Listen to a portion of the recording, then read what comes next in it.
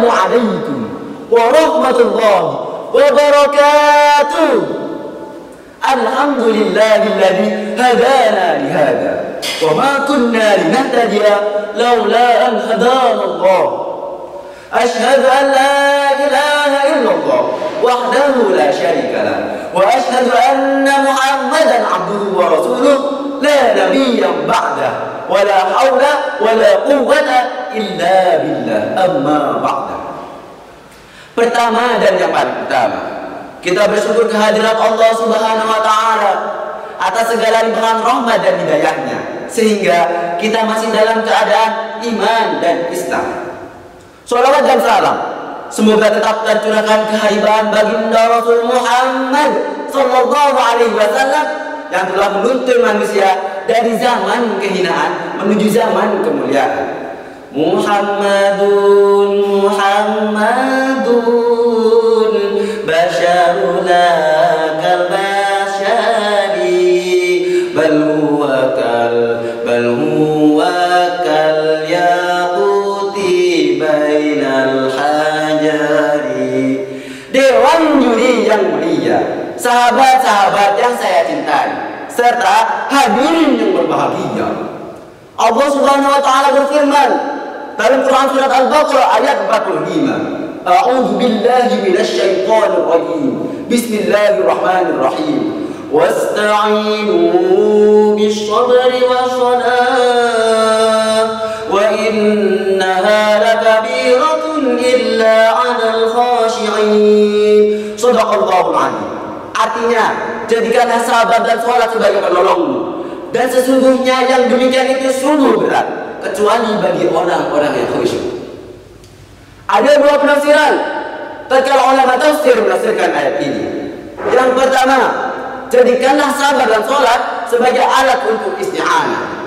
Jadi, ketika kita punya masalah, ketika kita punya problem, ketika kita punya keinginan yang besar, yang menurut akal pikiran kita sulit untuk kita capai, maka jadikanlah sabar dan sholat sebagai senjatanya. Artinya, perbanyak sabar, perbanyak sholat.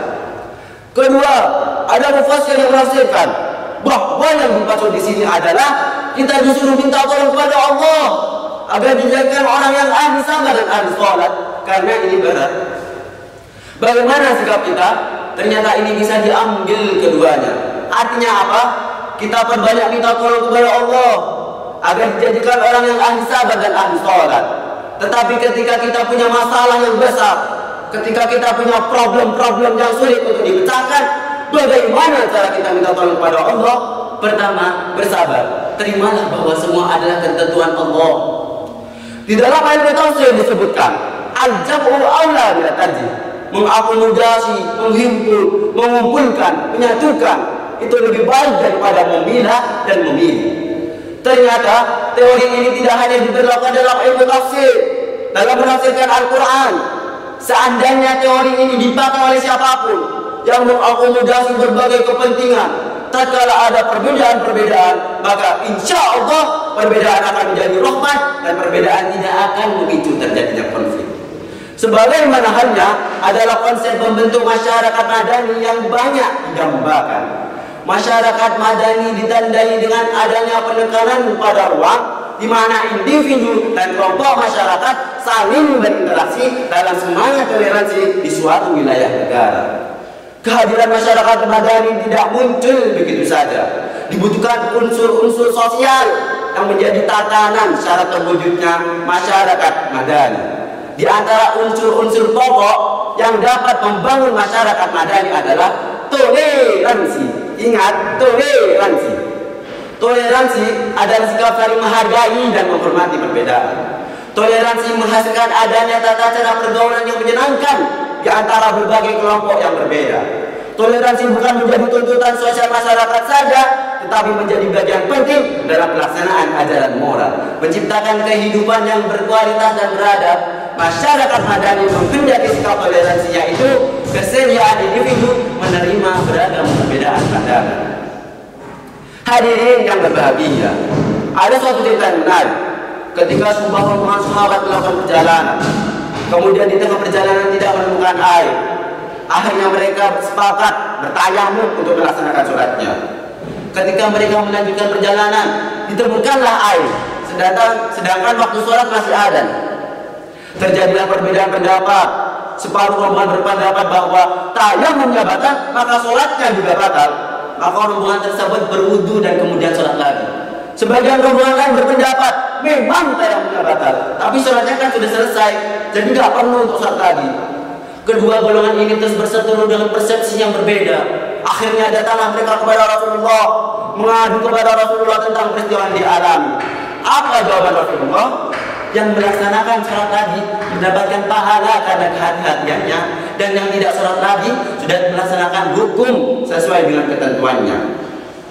Artinya dua kelompok ini sama-sama dibenarkan oleh Rasulullah. Tidak dipilih satu di antara keduanya, tidak diunggulkan satu atau direndahkan yang lain.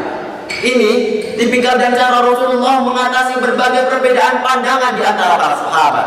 Kalau masih menemukan cara mengakomodasi keduanya, mempertemukan keduanya, kenapa harus memilah dan memilih? Yang seperti apapun akan menyisakan suatu persoalan secara psikologis. Oleh karena itu, mari wujudkan toleransi untuk perdamaian abadi di negeri Ibu Pertiwi. Demikian yang bisa saya sampaikan, kurang lebihnya mohon maaf. Jalan-jalan ke Kediri, tidak lupa mampir ke SMA Queen Afala. Saya pamit undur diri, mohon maaf apabila ada salah. Salam PAI, intelektualis, agamis, humanis. Haflah Miladiah PAI yang ke-30, Religious Moderation, Critical Education, to be a wonderful nation. Wallahul muwafiq ila aqwamit thariq. Tsumma assalamu alaikum warahmatullahi wabarakatuh.